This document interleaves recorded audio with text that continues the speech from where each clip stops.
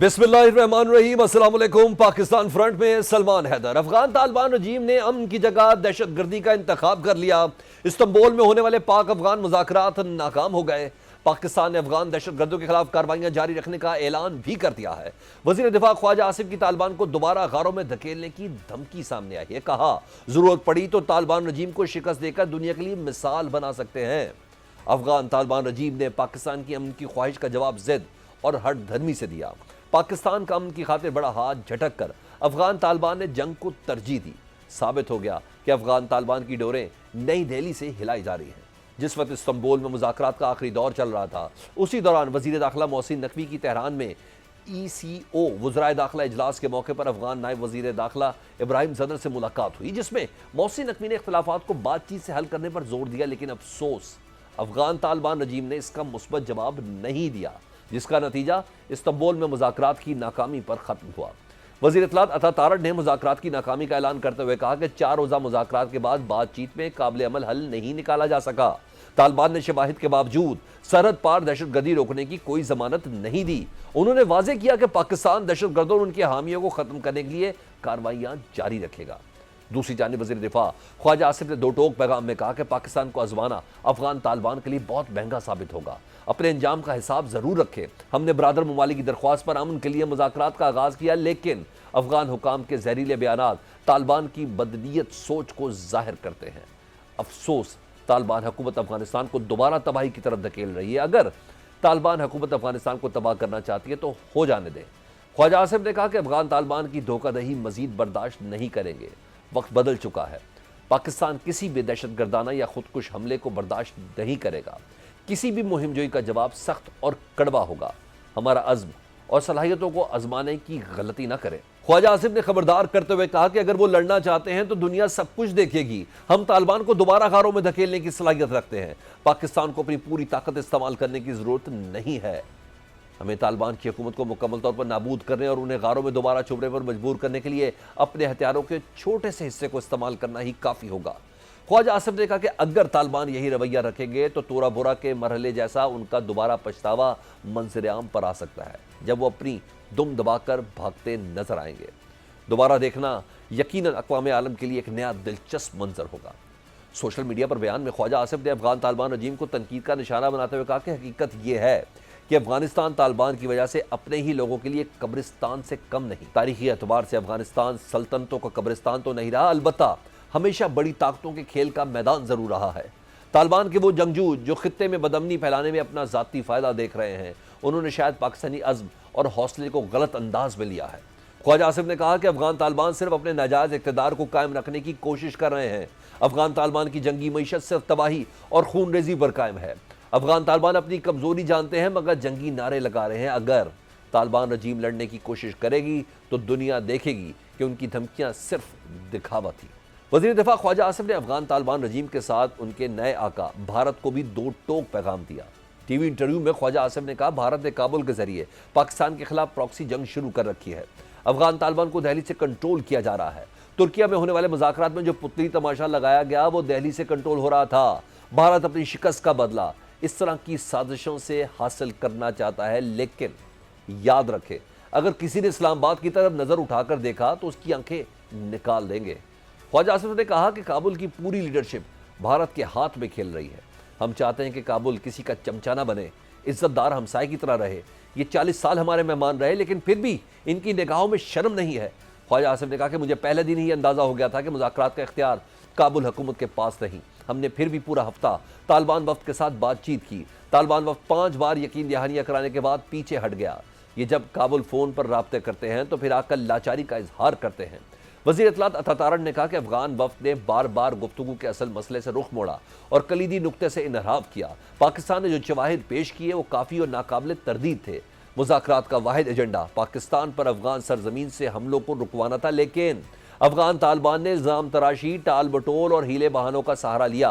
वज़ीर इत्तलात अता तारड़ कहते हैं कि डायलॉग में सहूलत फराहम करने पर कतर और तुर्किया के शुक्रगुजार हैं। उस बात पर भी दोनों बरादर मुल्कों का शुक्रिया अदा करते हैं कि उन्होंने अफगान तालिबान रजीम को दहशतगर्द प्रॉक्सीज को पाकिस्तान के खिलाफ लेवरेज के तौर पर इस्तेमाल करने से बाज रखने के लिए कायल करने की कोशिश की, लेकिन तालिबान रजीम अपनी हठधर्मी से افغان عوام کو غیر ضروری جنگ میں دھکیلنا چاہتی ہے۔ سیکیورٹی ذرائع کے مطابق مذاکرات افغان طالبان کی طرف سے دہشت گردی سے متعلق مسائل کے حل کے لیے عزم اور سنجیدگی کی کمی اور کسی تحریری یقین دہانی فراہم کرنے سے انکار کے بعد ناکام ہوئے۔ پاکستانی حکام نے اپنی طویل المدتی پوزیشن دہرائی کہ افغان سرزمین پاکستان کے خلاف دہشت گردی کے استعمال سے محفوظ رہنے کی قابل توثیق ضمانتوں کے بغیر کوئی معاہدہ قابل قبول نہیں ہوگا۔ ایک سینئر سیکیورٹی ذرائع کے مطابق ہماری پوزیشن مستقل یہی رہی کہ ٹھوس ضمانتوں کے بغیر کوئی معاہدہ ناممکن ہے۔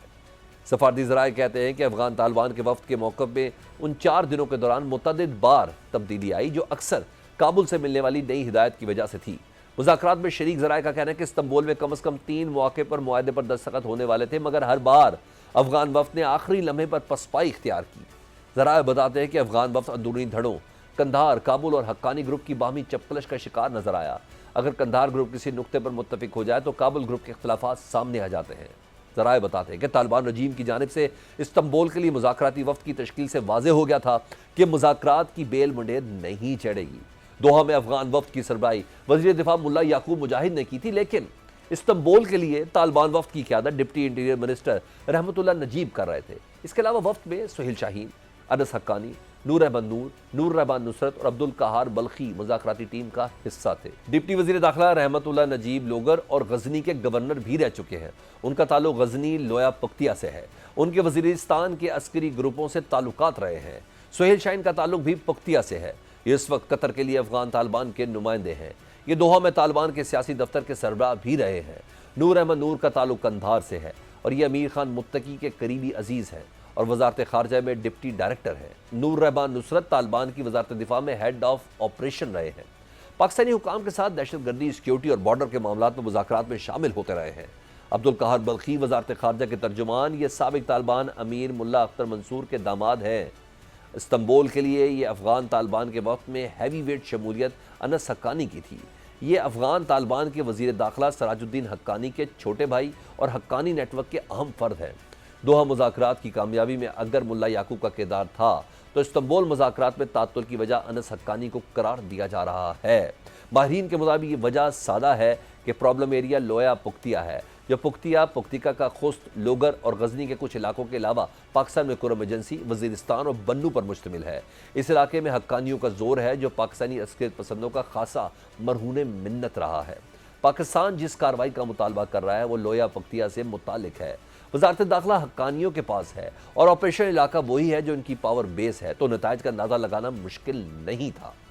دوسری جانب استنبول مذاکرات کی ناکامی ان قوتوں کے لیے بھی پیغام ہے جو بار بار طالبان سے مذاکرات کی بات کرتے ہیں۔ ترکیہ اور قطر کی ثالثی میں مذاکرات ناقدین کا منہ بند کرنے کے لیے کافی ہے۔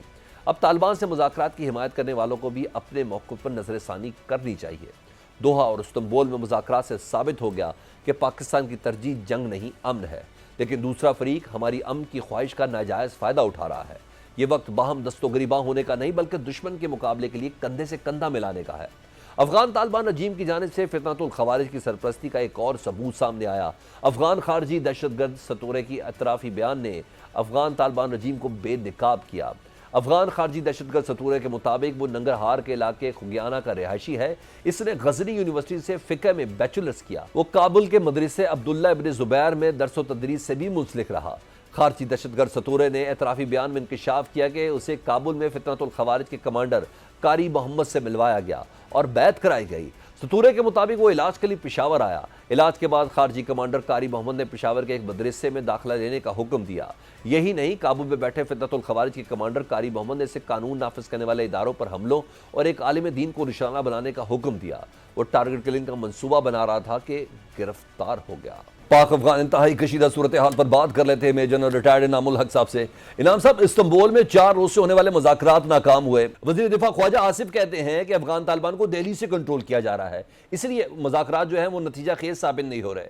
آپ کو بھی یہی وجہ لگتی ہے یا ناکامی کے پیچھے کچھ اور عوامل بھی ہیں؟ دیکھیں، میں بسم اللہ الرحمن الرحیم، تھینک یو ویری مچ، آپ نے بڑا اہم سوال پوچھا۔ میری انڈرسٹینڈنگ یہ ہے کہ افغان طالبان کو کوئی کنٹرول نہیں کر سکتا، دس از اے گیون۔ اور دوسری بات یہ ہے کہ اگر ایک محدود وقت میں کچھ محدود موضوعات کے اوپر ان کا الحاق ہو جاتا ہے یا ان کا there is the conformity of view between New Delhi and Kabul, تو وہ چل سکتا ہے. However, میں بار بار اپنے پروگراموں میں یہ کہتا رہا ہوں کہ جو میرج آف کنورجنس ہے بٹوین دی افغان طالبان اور دی اسلامک گورنمنٹ افغانستان اور نیو دہلی, وہ میرج آف کنورجنس ہے اور یہ لاسٹنگ نہیں ہے. اس کی وجوہات ہیں. پہلی وجہ اس کی یہ ہے کہ it was not very long اگو کہ نیو دہلی اور انڈیا جو تھا وہ انہی طالبان کو جو برسر اقتدار ہیں اور متقی صاحب جن کے فارمیز میں آ گئے ہیں, ان کو ٹیررسٹ کہتے نہیں. دوسرا یہ ہے کہ ان کی collusion with the Muslim, Hindu India کی collusion with the Muslim Afghanistan against Muslim. اور تیسری وجہ یہ ہے کہ میں نہیں سمجھتا کہ تحریک طالبان جو ہے وہ انڈیا کے ساتھ کلوژن کو اچھی نظر سے دیکھتے ہیں. there is a difference of opinion on this particular issue also. تو جو متقی صاحب کا وزٹ تھا اور جہاں پہ ان کی حضرت سرائی تھی اور جو ابھی آپ کو جیسے نظر آ رہا ہے جس کو ہم لوگ نیکسس کا نام دے رہے ہیں, تو میرا خیال میں نیکسس نہیں ہے. اس کو میں یہ کہتا ہوں کہ حبیلی نہیں ہے, بغض معاویہ ہے. اور اس کے پیچھے جو ہے ایک ضد جو ہے وہ کار فرما ہے, اور وہ ضد یہ ہے پٹھان ضد میں اس کو کہتا ہوں, جس میں وہ یہ سمجھتے ہیں کہ پاکستان ہمیں جو ہے وہ تھوڑا سا نیچی نظر سے دیکھ رہا ہے اور اس لیے وہ ضد میں ہے. However, having said that, میں یہ سمجھتا ہوں کہ جو ہماری پالیسی ہے اس وقت, جو پالیسی میں نے 2 کیلیبریشنز کی ہیں. پہلی کیلیبریشن یہ آپ نے کہی ہے کہ اگر افغانستان کی سرزمین پہ دوبارہ ہمارے اوپر کوئی حملہ ہوتا ہے تو ہم جو بیس آف آپریشن افغانستان اس کو ہٹ کریں گے. یہ اور دوسری جو انٹرلوکیوٹر تھے آن بیہاف آف IEA انٹرنیشنلی, یعنی ان کی کیس کو پلیٹ کرتے تھے.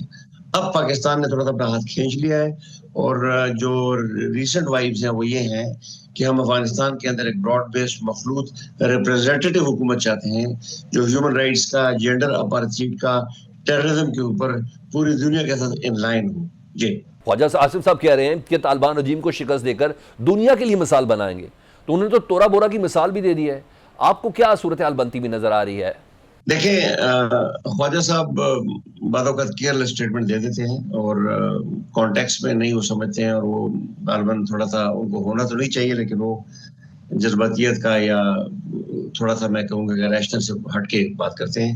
تو وہ ان کی ذاتی رائے تو ہو سکتی ہے, لیکن میرے خیال میں یہ ڈیپ اسٹیٹ کی اسٹیبلشمنٹ کی رائے میرے خیال میں نہ ہے, نہ ہونی چاہیے. دیکھیں, ملیٹریلی اگر افغانستان اور پاکستان کے درمیان جنگ ہوتی ہے نہ ہو, I don't wish for that and I don't long for that, لیکن اگر ایسی لڑائی ہوتی ہے تو یہی بارڈر اسکرمش ہوں گے, اس سے زیادہ کچھ نہیں ہوگا. آپ کا بارڈر ہیٹ اپ ہو جائے گا, آرٹلری ڈوئلز ہوں گے, فائرنگ ہوگی فرام بوتھ سائڈ, کیونکہ ٹریڈیشنل جو لڑائی کا پیٹرن ہے وہ یہی رہا ہے.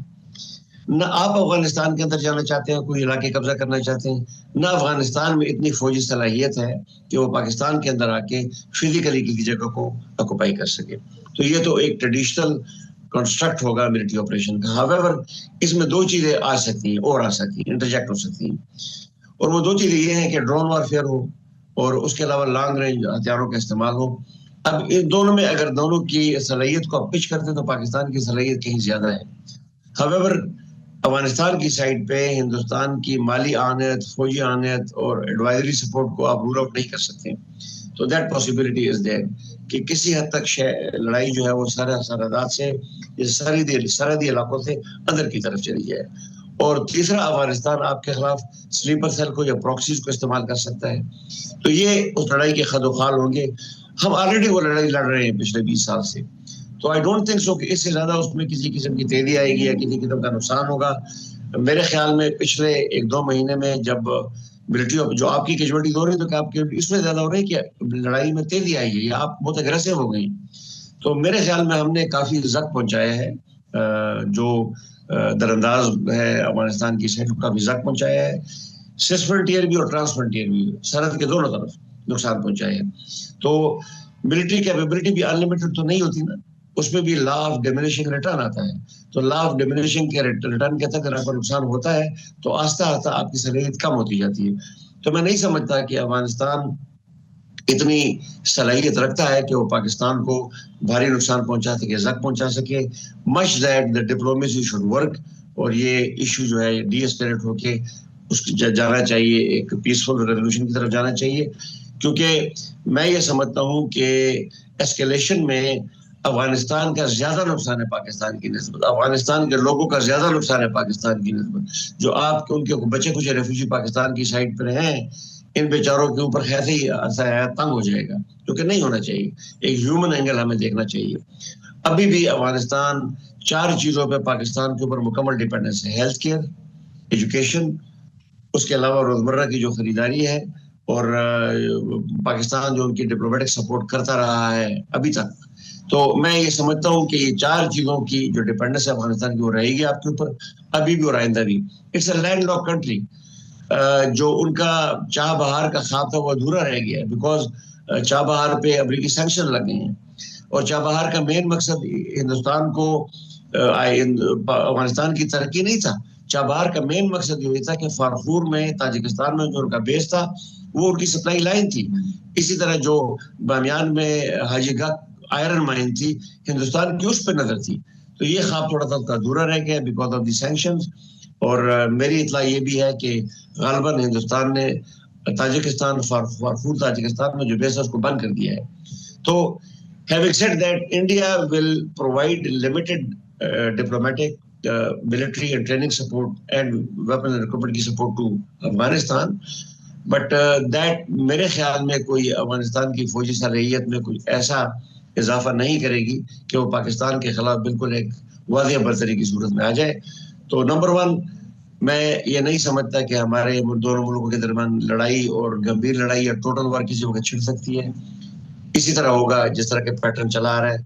نمبر 2, ہندوستان پاکستان کے خلاف افغانستان پاکستان کے خلاف حتمی برتری حاصل نہیں رکھ سکتا. اور نمبر 3, اس لڑائی میں ہندوستان کا کودنا جو ہے مجھے اس وقت محال نظر آ رہا ہے, بیکاز لڑائی میں کودنے کے لیے کچھ انٹرنیشنل انوائرمنٹ ہوتے ہیں اور ریجنل انوائرمنٹ ہوتے ہیں. نہ انٹرنیشنل انوائرمنٹ اور نہ ریجنل انوائرمنٹ اس کے حق میں ہے اور نہ باقی ممالک اس کے حق میں ہے. آج کی دنیا میں آپ اکیلے کوئی چیز نہیں کر سکتے. ہندوستان اسرائیل نہیں ہے اور امریکہ جو ہے ہندوستان کا اسرائیل کی طرح دوست نہیں ہے. تو forget it. There are rules for different countries that are different. India is still a third world middle-rate power جس کا پوٹینشیل اور پاور جو ہے اتنا ہی ہے جتنا کہ آپ کو نظر آتا ہے. جی بہت شکریہ میجر جنرل ریٹائرڈ انعام الحق صاحب ہم سے بات کرتے ہیں. مزید بات کر لیتے ہیں دفاعی تجزیہ کار ہیں ڈاکٹر قمر چیمہ صاحب. ڈاکٹر صاحب, استنبول مذاکرات ناکام ہوئے, پاکستان نے پہلے واضح کیا تھا کہ اگر مذاکرات ناکام ہوئے تو پھر کھلی جنگ ہے. خواجہ آصف صاحب نے تو طالبان کو غاروں میں واپس دھکیلنے کی دھمکی تک دے دی ہے. کیا طالبان کا یہ غیر سنجیدہ رویہ خطے کے امن کے لیے خطرہ ہے؟ آپ کیسی صورتحال بنتا ہوا دیکھ رہے ہیں؟ بہت شکریہ سلمان حیدر صاحب. دیکھیے, پہلی بات تو یہ ہے کہ یہ طالبان نے غیر سنجیدگی 2002 میں بھی دکھائی تھی جب امریکہ نے افغانستان پہ حملہ کیا, کیونکہ اس وقت انہوں نے القاعدہ کو چھپایا تھا, اور ابھی انہوں نے تحریک طالبان پاکستان کو یہ پناہ دے کے بیٹھے ہوئے ہیں. تو میں سمجھتا ہوں جو خواجہ آصف نے بات کی ہے وہ کوئی ایسی بات نہیں ہے جو کوئی غلط بات کی ہو. جب ایک ملک آپ کے سرزمین پہ دہشت گرد جماعتوں کو ایز اے پولیٹیکل ٹول استعمال کرے, ایک ٹی ٹی پی کو ایز اے بارگیننگ چپ استعمال کرے, جب ایک ملک یہ کہے کہ اس کے پاس پورے اپنے ٹیریٹری کا کنٹرول موجود نہیں ہے, اور خوست اور پختیکا کے اندر آپ کو کسی اور دہشت گرد گروپ سے بات کرنی پڑے گی, کندھار میں کسی اور سے بات کرنی پڑے گی, کابل میں کسی اور سے بات کرنی پڑے گی, ہرات میں کسی اور سے بات کرنی پڑے گی, تو پاکستان کے پاس چوائسز بڑی کم ہے, تو خواجہ صاحب والی چوائسز ہی رہ جاتی ہیں. اچھا سر, دوسرا دوحہ میں جب افغان وفد کی سربراہی تھی نا, وہ وزیر دفاع ملا یعقوب مجاہد کر رہے تھے. استنبول میں قیادت ڈپٹی انٹیریئر منسٹر رحمت اللہ نجیب صاحب کر رہے تھے. یہ بتائیں کہ طالبان کی اندرونی جو پولیٹکس ہے, یہ مذاکرات کی ناکامی کی کتنی بڑی وجہ ہے؟ بس ہم یہ کہہ کے فارغ ہو جائیں کہ جی انڈیا ہے, کیونکہ وزیر داخلہ محسن نقوی صاحب تہران میں نا, وہ افغان نائب وزیر داخلہ ابراہیم صدر سے کہہ رہے تھے, اور بڑی خوشگوار ملاقات میں بات ہوتی ہے کہ ہم گفتگو سے معاملات حل کر لیں گے. دیکھیں, انٹرنل پرابلمس ہیں ان کے. جو ملا یعقوب ہیں, ملا عمر کے بیٹے, وہ سمجھتے ہیں کہ ملا حیبت اللہ خنزادہ جو ہیں ان کے اوپر ان کا ایک رائٹ ہے کہ پاور ان کے پاس ہونی چاہیے. تو مسئلہ یہ ہے کہ یہ انٹرنل پاور سٹرگل ہے, اور ملا یعقوب ہارڈ لائنر ہیں. ود ان افغان طالبان بھی ڈویژنز موجود ہیں, جیسے میں نے کہا کہ کندھار میں کوئی اور طاقتور ہے, کابل میں کوئی اور طاقتور ہے. تو یہ جو انٹرنل ڈویژنز ہیں یہ ہمارے لیے بڑی خطرناک ہیں, کیونکہ اس کا مطلب یہ ہے کہ افغان طالبان اپنی جو کریڈیبلٹی ہے اپنی کیپیبلٹی اور اپنی رٹ کو اسٹیبلش نہیں کر پاتے. تو یہ چیز جو ہے یہ، اور پھر ود ان افغان طالبان ہر کوئی جو ہے وہ امرج کرنا چاہتا ہے ایز اے میجر پلیئر کے طور پہ، ہیرو کے طور پہ امرج کرنا چاہتا ہے، جس میں ملا یعقوب جو ہیں وہ ٹاپ آف دا لسٹ ہیں. تو لگتا یہ ہے کہ یہ ہارڈ لائنر بیہیویئر ان کی طرف سے ہے. کچھ طالبان چاہتے بھی ہیں شاید ڈائلاگ ہو، لیکن ہاکس جو ہیں وہ پریویل کر رہے ہیں. بس یہ بھی بتا دیں ٹرمپ صاحب کا کیا انٹرسٹ ہے؟ وہ کہہ رہے ہیں میں چاہوں تو یہ جنگ ختم کروا سکتا ہوں. بگرام ایئر بیس یا کچھ اور چیزیں ہیں؟ دیکھیے ٹرمپ صاحب کا ابھی تو دیکھیں گے ان کی کوئی پالیسی کلیئر نہیں ہے افغانستان کے حوالے سے. وہ اپنے تعلقات انہوں نے کچھ لوگ چھڑوانے تھے وہ چھڑوا لیے ہیں. وہ صرف میرا خیال ہے مینج ہی کرنا چاہتے ہیں طالبان کو. اس سے زیادہ مجھے کچھ ابھی امریکہ کوئی انٹرسٹ کوئی افغان طالبان میں نظر نہیں آ رہے افغانستان میں. آلرائٹ، ڈاکٹر قمر چیمہ صاحب ہم سے بات کر رہے تھے پاکستان فرنٹ اس بریک کے بعد. افغانستان کے سابق سفیر ملا عبدالسلام ضعیف کے پاکستان مخالف پروپیگنڈے کا پول بھی کھل گیا. یہ صحیح کہ سابق سربراہ جنرل ریٹائرڈ احسان الحق نے ملا عبدالسلام ضعیف کے پاکستان پر الزامات کا بانڈا پھوڑا. جنرل ریٹائرڈ احسان الحق نے ایک سیمینار میں انکشاف کیا کہ طالبان کے سابق سفیر عبدالسلام ضعیف کو امریکہ کے حوالے پاکستان نے نہیں بلکہ ان کے اپنے ہم وطنوں نے کیا تھا. اس وقت پاکستان میں 50 لاکھ افغان مقیم تھے، لیکن ہم نے کسی ایک افغان کو بھی امریکہ کے حوالے نہیں کیا. سینئر صحافی طاہر خان کی جانب سے پوسٹ کی گئی ویڈیو میں جنرل ریٹائرڈ احسان الحق نے پاکستان کے ساتھ غداری کی ایک طویل داستان کو بے نقاب کیا. جنرل ریٹائرڈ احسان الحق کے مطابق پاکستان نے طالبان حکومت کو تسلیم کیا تھا اور عبدالسلام ضعیف کو کابل کا سفیر مانا تھا، مگر 9/11 کے بعد افغان طالبان کو تسلیم کرنے کا فیصلہ واپس لے لیا گیا تھا. تعلقات منقطع ہونے کے باوجود عبدالسلام ضعیف اسلام آباد میں سرکاری سفارتی رہائش گاہ میں رہائش پذیر رہے، جہاں غیر ملکی میڈیا کے نمائندے بھی اکثر موجود رہتے تھے. جنرل احسان الحق نے انکشاف کیا کہ ملا ضعیف نے بین الاقوامی میڈیا کی موجودگی کو استعمال کیا. وہ باقاعدگی سے میڈیا سے گفتگو بھی کرتے، جس سے پاکستان کو نہ صرف شرمندگی کا سامنا کرنا پڑا بلکہ اس کے لیے سفارتی مسائل بھی پیدا ہوئے. جنرل ریٹائرڈ احسان الحق نے کہا کہ دیگر ممالک بھی احتجاج کرتے تھے کہ اقوام متحدہ کی قراردادیں موجود ہیں، پاکستان نے افغان حکومت کو تسلیم کرنا ختم کر دیا ہے، پھر بھی وہ اسلام آباد میں بیٹھے ہیں. ہمارے لوگ کئی ماہ تک انہیں کہتے رہے کہ اسلام آباد سے منتقل ہو جائیں. ملا عبدالسلام ضعیف کو کہا گیا کہ وہ اسلام آباد چھوڑ دے. انہیں بتایا گیا تھا کہ اگر وہ نہیں مانے تو انہیں طورخم لے جا کر ملک بدر کر دیا جائے گا. سابق ISI چیف جنرل ریٹائرڈ احسان الحق نے انکشاف کیا کہ جب اکتوبر 2001 میں امریکہ نے کابل پر بمباری شروع کی تو طالبان رہنما افغانستان چھوڑنے لگے. ان کا ارادہ پاکستان میں جلا وطن حکومت بنانے کا تھا، جس کا سربراہ عبدالسلام ضعیف کو بنایا جانا تھا. جنرل ریٹائرڈ احسان الحق کے مطابق طالبان کے منصوبے کا علم ہونے پر پاکستان نے ملا ضعیف سے درخواست کی کہ حکومت گرنے اور اپنے سفارتی حیثیت کے خاتمے کے بعد وہ ایک عام افغان شہری کے طور پر پاکستان میں رہ سکتے ہیں، لیکن ملا ضعیف نے پاکستان کی پیشکش کو مسترد کر دیا. جنرل ریٹائرڈ احسان الحق کے مطابق پاکستان نے مختلف ذرائع سے ملا ضعیف سے اپنی سفارتی رہائش گاہ چھوڑنے کا کہا. وزارت خارجہ اور دیگر متعلقہ اداروں کے ذریعے بھی پیغام پہنچایا گیا. پاکستانی حکام نے عبدالسلام ضعیف کو مشورہ دیا کہ وہ اپنی کسی پناہ گزین کیمپ یا کسی عام جگہ منتقل ہو جائیں، جو کچھ وہ کر رہے ہیں اسے بند کر دیں. لیکن ملا ضعیف نے اپنی سفارتی رہائش میں قیام پر بضد رہے اور اسلام آباد چھوڑنے سے انکار کر دیا. جنرل ریٹائرڈ احسان الحق کے مطابق جب تمام کوششیں ناکام ہو گئیں تو فیصلہ ہوا کہ ریاستی قوانین کے مطابق ملا ضعیف کو لے جایا جائے گا. پھر انہیں ہیلی کاپٹر میں طورخم بارڈر لے جایا گیا. جنرل ریٹائرڈ احسان الحق نے انکشاف کیا کہ جب ملا ضعیف کو ہیلی کاپٹر میں لے جایا جا رہا تھا تو ہمارے لوگوں نے ایک بار پھر کہا کہ اگر آپ رضامندی ظاہر کریں تو ہم آپ کو کسی اور جگہ اتار دیتے ہیں، سرحد پر ملک بدری کے لیے نہیں لے جاتے. جب وہ مانے تو آخرکار انہیں طورخم سرحد پر لے جایا گیا، جہاں ملا ضعیف کو کہا گیا کہ وہ سرحد پار کر جائیں. پاکستان نے انہیں امریکہ کے حوالے نہیں کیا. جب وہ سرحد پار کر گئے تو افغان حکام نے انہیں گرفتار کر کے امریکیوں کے حوالے کر دیا، جس کے بعد انہیں گوانتانامو بے بھیج دیا گیا. پاکستان نے یہ کام نہیں کیا. افسوس سے کہنا پڑتا ہے کہ ملا عبدالسلام ضعیف نے گوانتانامو بے سے رہائی کے بعد احسان فراموشی کی انتہا کر دی. ملا ضعیف نے بھارت میں ایک کتاب شائع کی جس میں حقائق کو توڑ مروڑ کر پاکستان کو بدنام کرنے کی کوشش کی گئی. ایک ایسا ملک جس نے کئی سال ان کی مہمان نوازی کی، اس کے حوالے سے ایسا رویہ انتہائی شرمناک ہے. پاکستان فرنٹ اس بریک کے بعد. خیبر پختونخوا میں وزیر اعلیٰ کی تبدیلی کے بعد PTI اور JUIF میں ایک بار پھر سے قربتیں بڑھنے لگی ہے. اپوزیشن لیڈر کے لیے محمود اچکزئی کے نام پر اتفاق تو ہو گیا. خیبر پختونخوا میں امن کے لیے قومی امن جرگے کے انعقاد پر بھی پیشرفت سامنے آئی ہے. منگل کی رات JUIF کے سربراہ مولانا فضل الرحمان کی جانب سے تحریک انصاف کے وفد کے اعزاز میں عشائیہ دیا گیا. PTI کے وفد میں سابق اسپیکر اسد قیصر، صوبائی صدر جنید اکبر اور شہرام درکئی، جبکہ JUI کے وفد میں مولانا صلاح الدین ایوبی، جلال الدین ایڈوکیٹ اور مولانا اسجد محمود شامل تھے. JUI کے اعلامیے کے مطابق ملاقات میں ملک کی سیاسی اور خطے کی صورتحال پر گفتگو ہوئی. پی ٹی آئی کے وفد نے مولانا فضل الرحمان سے کے پی میں امن و امان سے متعلق قومی جرگے کے انعقاد کی تجویز پر مشاورت کی۔ مولانا فضل الرحمان نے قومی جرگے کی تجویز کا خیر مقدم تو کیا۔ اعلامیہ کے مطابق ملاقات میں محمود اچکزئی کے بطور اپوزیشن لیڈر نامزدگی پر اتفاق بھی کیا گیا۔ پی ٹی آئی کے وفد نے مولانا فضل الرحمان سے پارلیمنٹ میں اپوزیشن کو متحد کرنے کے لیے کردار ادا کرنے کی اپیل کر دی ہے۔ مولانا سے ملاقات کے بعد سابق اسپیکر اسد کیسر کی سربراہ تحریک تحفظ آئین پاکستان محمود اچکزئی سے اہم ملاقات ہوئی، اور ملاقات میں اسد کیسر نے محمود اچکزئی کو مولانا فضل الرحمان کے ساتھ ہونے والی اپنی حالیہ ملاقات پر اعتماد میں لیا۔ تحریک تحفظ آئین پاکستان کی جانب سے جاری اعلامیہ میں کہا گیا کہ ملاقات میں دونوں رہنماؤں نے افغانستان اور پاکستان کے درمیان استنبول مذاکرات کی ناکامی پر گہری تشویش کا اظہار کیا ہے، زور دیا کہ دونوں ملکوں کے درمیان تمام مسائل بالخصوص سلامتی کے امور پر پرامن مذاکرات کے ذریعے ہی حل کیے جانے چاہیے۔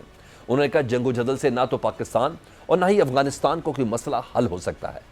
اعلامیہ کے مطابق محمود خان اچکزئی نے خیبر پختونخوا میں امن جرگے کے قیام کی حمایت کی اور کہا کہ تحریک تحفظ آئین پاکستان اس میں بھرپور شرکت کرے گی۔ دوسری جانب کہا جا رہا ہے کہ محمود اچکزئی کی عدلیہ اور فوج مخالف تقاریر ان کی بطور اپوزیشن لیڈر تقرری میں رکاوٹ بن سکتی ہے۔ پارلیمانی ذرائع کے مطابق اسپیکر قومی اسمبلی سردار ایاز صادق نے محمود اچکزئی کی ایوان میں تقاریر کا ریکارڈ منگوایا ہے۔ آئین کے آرٹیکل 62 اور 63 کی روشنی میں محمود اچکزئی کی عدلیہ اور فوج مخالف تقاریر کا جائزہ لیا جا رہا ہے۔ ذرائع کے مطابق ایوان میں افواج یا اعلیٰ عدلیہ پر تنقید خلاف آئین تصور کی جاتی ہے، اس لیے تقاریر کا مواد اپوزیشن لیڈر کی تقرری میں رکاوٹ بن سکتا ہے۔ دوسری جانب اپوزیشن لیڈر کی تقرری کے لیے جمع درخواست پر موجود 74 اراکین کے دستخطوں کی تصدیق کا عمل بھی جاری ہے۔ اسپیکر ایاز صادق نے تاحال اپوزیشن لیڈر کی تقرری کا فیصلہ نہیں کیا۔ قومی اسمبلی کے قواعد، آئین و قانون کے مکمل جانچ کے بعد یہ فیصلہ متوقع ہے، اس لیے اب دیکھنا یہ ہے کہ کیا محمود اچکزئی قومی اسمبلی میں اپوزیشن لیڈر بن پائیں گے یا نہیں۔ یہ بھی دیکھنا ہوگا کہ جے یو آئی فے اور پی ٹی آئی کی یہ قربتیں صرف پارلیمنٹ تک ہی محدود رہیں گی یا پھر دونوں سیاسی جماعتیں سڑکوں پر بھی ایک ساتھ نکل سکتی ہیں، کیونکہ مولانا فضل الرحمان حال ہی میں اسلام آباد کی طرف احتجاج کا عندیہ دے چکے ہیں۔ سیاست میں اس بدلتی ہوئی صورتحال پر بات کر لیتے ہیں۔ جے یو آئی کے سینیٹر ہیں، سینئر رہنما ہیں کامران مرتضیٰ صاحب۔ کامران مرتضیٰ صاحب، گزشتہ روز مولانا صاحب کی جانب سے پی ٹی آئی رہنماؤں کو اشاریہ دیا گیا، اپوزیشن لیڈر اور دہشت گردی سے متعلق جرگے پر بھی اتفاق ہو گیا۔ جے یو آئی فے اور پی ٹی آئی میں تو کافی سارے اختلافات چل رہے تھے، یہ دوبارہ قربتیں بڑی ڈیفینیٹلی خوش آئند ہے۔ کیا یہ سب کچھ اگر ہم کہیں کہ گنڈا پور صاحب کو ہٹائے جانے کا نتیجہ سر؟ اسد کیسر صاحب مستقل مولانا صاحب کے ساتھ رابطے میں رہے ہیں۔ درمیان میں ایک وقفہ سا آیا تھا جس میں وہ ملک سے باہر تھے یا پھر کوئی تھوڑا سا آنا جانا کم تھا، مگر اس کے باوجود وہ مستقل رابطے میں بھی رہے ہیں اور ٹیلی فونک رابطے میں بھی یا ذاتی رابطے میں بھی۔ تو میرا خیال ہے کہ پھر کچھ سینس پرویل کی ہے اور پھر رابطے جو ہے نا وہ مزید بڑھے ہیں۔ درمیان میں ایک دو اوکیزنز ایسے آئے ہیں جس کو غلط انٹرپریٹ کیا گیا، اور جب چیزوں کو غلط طور پہ سمجھا جائے تو پھر اس کے نتائج جو ہے پھر اس کے ساتھ ٹرولنگ شروع کر دی جائے تو پھر نتائج خراب ہوتے ہیں۔ تو جہاں تک صوبہ خیبر پختونخوا میں الیکشن کا تعلق تھا، وہ ایک جمہوری حق تھا، ہم ایک مختلف پارٹی ہیں، اور اگر کوئی کام غلط کیا تھا گنڈا پور نے اور گنڈا پور صاحب نے اور اسپیکر صاحب نے اس کے پرسنس میں، تو اس کو اگر کوئی عدالت کی راہ دکھاتا ہے اور عدالت میں لے جا کے انٹرپریٹیشن حاصل کرنے کی کوشش کرتا ہے، تو وہ بھی کوئی ایسی بات نہیں تھی جس کے اوپر یہ الزام لگایا جانا شروع کر دیا جاتا ہے کہ جی گورنرشپ مانگ رہے ہیں، سی ایم شپ مانگ رہے ہیں۔ تو بہرحال یہ ساری جتنی بھی جو معاملات تھے جو پچھلے دنوں میں جو ہے نا وہ بہت سارے الزامات اس طرح کے لگائے گئے، وہ میرا خیال ہے کہ اب خاتمہ ہو گیا ان کا۔ بلکہ ایک ریسنٹ الزام تو یہ لگا جب بلاول آئے تھے کہ جناب کوئی اپوزیشن لیڈر اور اس کے حوالے سے، تو یہ اب ساری باتیں جو ہے نا وہ تقریباً ختم ہو گئی ہیں۔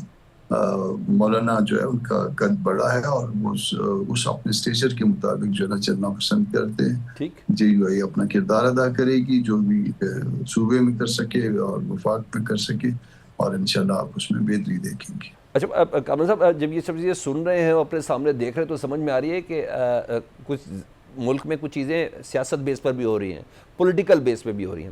ایک اور چیز بھی خوش آئند ہے کہ مولانا صاحب اور پی ٹی آئی دونوں کا موقف دہشت گردی کے حوالے سے بھی بہت حد تک سیم ہی ہے نا۔ مولانا صاحب بھی پی ٹی آئی کے امن جرگے کے معاہدے کی حمایت کر چکے ہیں، لیکن سر جب یہ تمام چیزیں ہو رہی ہیں، استنبول میں پاکستان نے مذاکرات کر کے بھی دیکھ لیا، کوئی نتیجہ بھی نہیں نکلا، تو اب بھی مولانا صاحب کا موقف وہی ہوگا کہ مذاکرات کیے جائیں؟ مولانا کا اب بھی موقف یہی ہے، JUI کا بھی، اور مولانا صاحب چونکہ اس کے لیڈر ہیں، ان کا موقف یہی ہے کہ مذاکرات کیے جائیں۔ ایسا ہوتا ہے کہ میں ایک چھوٹی سی مثال دے دیتا ہوں، ہمارے ہاں جو چھوٹے پیمانے پہ یہ ملکوں کے درمیان بات چیت ہے نا جی، تو جب کوئی معاملات کوئی مذاکرات سے نپٹانے ہوتے ہیں تو جو مذاکرات کی ٹیم ہوتی ہے اس سے آپ اندازہ کر لیتے ہیں کہ نتیجہ کیا نکلے گا۔ اگر معاملہ سلجھانا ہو اور اس کے لیے جو ٹیم بنتی ہے تو وہ پھر کسی اور طرح کی ہوتی ہے، معاملہ الجھانا ہو تو اس کی جو ٹیم ہوتی ہے وہ اور طرح کی ہوتی ہے۔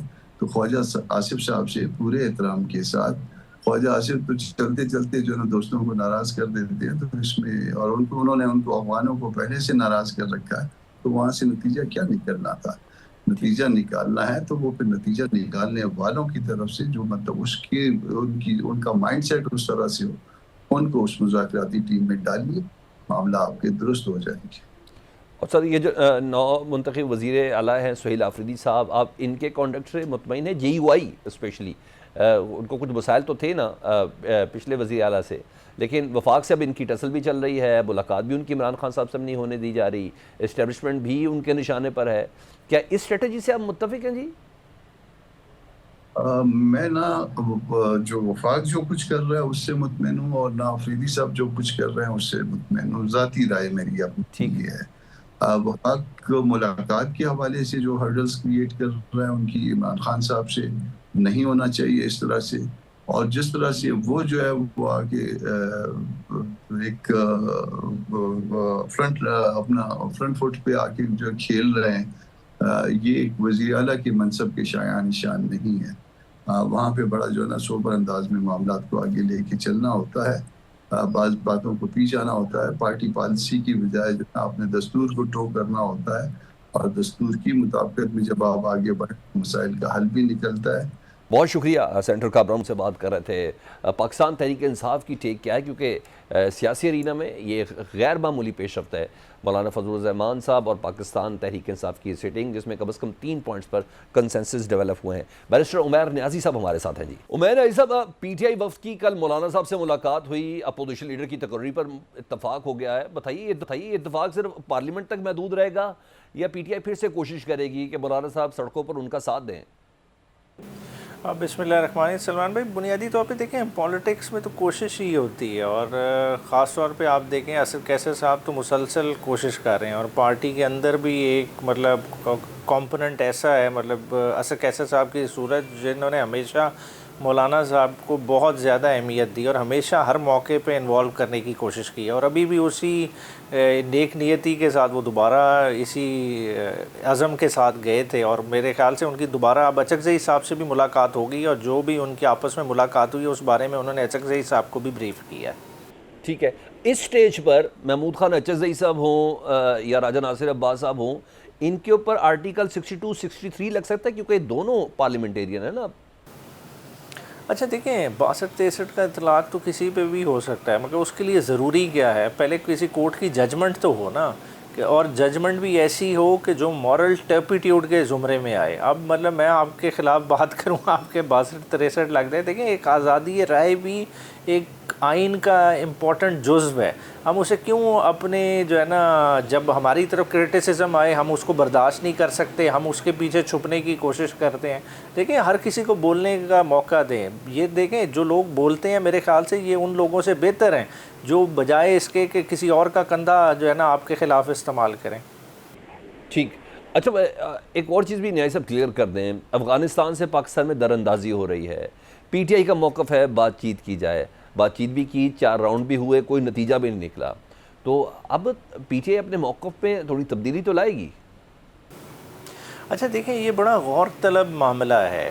بنیادی طور پہ دیکھیں ایک ہمارے دوست ممالک نے کوشش کی، ترکی اور قطر، اب یہ نہیں میں سمجھتا کہ کس کا کتنا انفلوئنس ہے افغانستان پہ، اصل انفلوئنس تو امریکہ کا، سعودی عربیہ کا ہے۔ جب دوحہ میں پہلے ٹاکس ہوئی تھی، جب انخلاء ہونا تھا امریکیوں کا تو باقاعدہ معاہدہ سائن ہوا تھا۔ بیٹھ کے ایگری ہوا تھا کہ افغانستان کی سرزمین کسی کے بھی خلاف، کسی بھی امریکی دوست ممالک کے خلاف استعمال نہیں ہوگی۔ تو آج پاکستان میں دہشت گردی کی ہماج گاہ ہی افغانستان کی سرزمین بنی ہوئی ہے، ساری لاجسٹیکل سپورٹ، لوگوں کا آنا جانا، مطلب یہ تو اسٹیبلش بات ہے۔ پھر ایک انگیجمنٹ ہوئی جو کہ اب سننے میں یہی آ رہا ہے کہ بریک ڈاؤن ہو گئی، اور اس کی مین وجہ کیا ہے کہ افغانستان اس وقت خود ٹوٹ پھوٹ کا شکار ہے، مختلف گروپس ہیں، مطلب ابھی تک دیکھیں اتنی بڑی سٹرگل کے باوجود، اتنے سال گزر جانے کے باوجود وہ ایک جتھا حکومت کی شکل نہیں اختیار کر چکا۔ اب میں سمجھتا ہوں کہ سی ایم کے پی کے کا بڑا امپورٹنٹ رول ہے، ان کو خان صاحب سے اگر کل ملنے دیا جائے تو ان چیزوں پہ بڑی ڈسکشن ہوگی، اور عمران خان صاحب تک یہ باتیں لے جائی جائیں کہ اب ہم فیس ایک اس طرح کی ریالٹی کو کر رہے ہیں کہ جہاں طالبان کہنے کو حکومت ہے مگر اصل میں حکومت نہیں ہے، وہاں حقانی نیٹ ورک بھی ہے، وہاں کندھاری بھی ہیں، وہ ہر کوئی اپنا انفلوئنس ایکسرسائز کر رہا ہے۔ تو اس طرح کے معاملات میں آخر پاکستان کس سے بات کرے گا، کس سے نتیجہ لے سکتا ہے، کس سے ایشورنس لے سکتا ہے کہ پاکستان کی سرزمین پہ دہشت گردی نہ ہو؟ اچھا، ایک اور معاملے پہ تنقید ہو رہی ہے سہیل آفریدی صاحب کی کہ انہوں نے 42 کروڑ روپے کی گرانٹ دے دی ہے پشاور ہائی کورٹ بار کو، یعنی ایسا لگ رہا ہے جیسے جو پنجاب حکومت اور وفاق کر رہی تھی، یعنی انہی کے نقش قدم پر چل رہے ہیں۔ اچھا دیکھیں، گرانٹس تو بارس کو ملنی چاہیے، یہ کیونکہ ایکسیس ٹو جسٹس کا حصہ ہے، مطلب آپ بار کے فورمز کو علیحدہ نہیں کر سکتے، ریگولیٹری باڈی ہے، یہ کوئی کسی ذات کی جیب میں نہیں جا رہی۔ اس چیز پہ اعتراض بالکل جائز ہے کہ دیکھیں میرا اپنا جو اس میں موقف ہے کہ دیکھیں کسی بھی بار کی گرانٹ کسی سیاسی شخصیت سے نہیں جڑی ہوئی ہونی چاہیے، اس کی ڈسکریشن پہ نہیں ہو کہ میں نے 5 لاکھ کس کو دینا ہے، میں نے 1 کروڑ کس کو دینا ہے، 5 کروڑ کس کو دینا ہے۔ بار کی اسٹرینتھ کا پتہ ہوتا ہے کہ یہ بار ہے 500 وکیلوں کی، یہ 1000 کی، یہ 5000 کی، اسی پروپورشن کے حساب سے فکس ان کی انڈاؤمنٹ ہونی چاہیے جو ہر سال بارس کو ملنی چاہیے، اور ملے تو میں کہتا ہوں اس میں ٹرانسپیرنسی بھی ہوگی اور رول آف لا بھی محفوظ رہے گا۔ بہت شکریہ بیرسٹر عمر صاحب، پاکستان تحریک انصاف کے رہنما ہم سے بات کر رہے تھے۔ پاکستان فرنٹ سے سلمان حیدر کو اجازت دیجیے، اللہ حافظ۔